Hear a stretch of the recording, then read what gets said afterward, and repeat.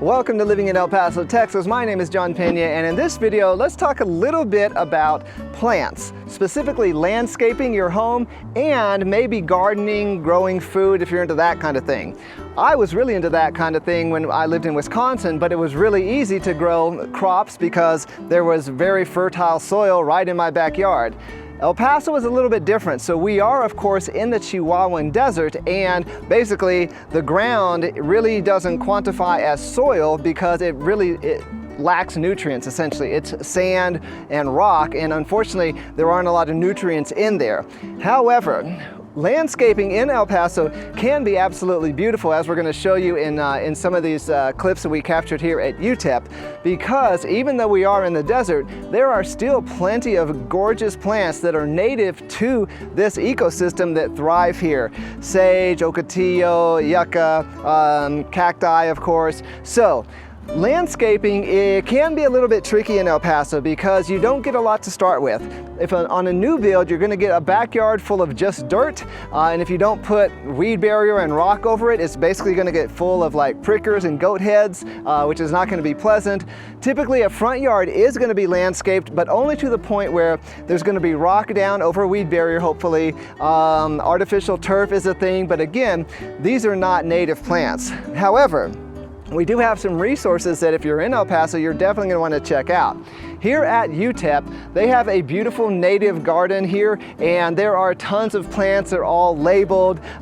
You can come here at different times of the year to see what's in bloom and all of that. But this is a really great resource, and I think at least once a year they actually sell native plants to the public.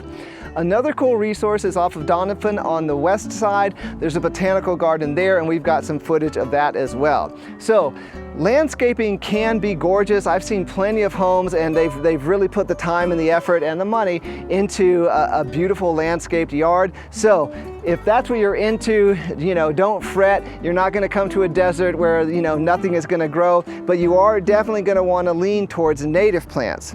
And now let's shift to my backyard, because I did a little food growing experiment, and I want to show you the fruits of my labor. Okay, so now we're in my backyard. As you can see here, I've got some sorghum, which is kind of a grain crop or a cover crop, it could also be too.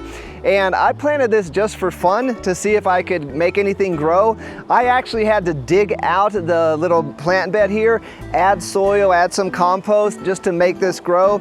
This is a very tolerant, heat tolerant and water tolerant crop, but as you can see, it doesn't look super great, but like I said, it's a bit of an experiment. Now, you can successfully grow food crops in El Paso. We're going to show you some footage of a community garden, and they're doing really well. They've certainly amended the soil, and they've got drip irrigation lines running throughout, which is, I think, definitely the way to go. So we're in USDA plant zone 8A, 8B, which means our winter lows maybe are like 15 to 30. We rarely get below 30. So the good news is, if you're into growing plants, whether it's food crops or just landscaping, is that we have a really long growing season.